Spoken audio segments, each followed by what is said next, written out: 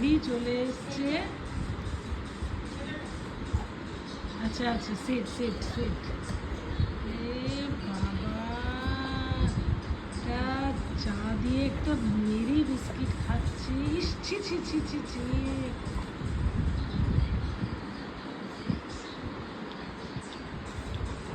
যেন কোনোদিন খাসনি, এমন করিস। ক্যান্ডিও আজকাল এমন হয়েছে না।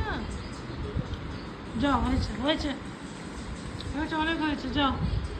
গভীর ঘুমাচ্ছিল আর এই শুনেছে বিস্কিট।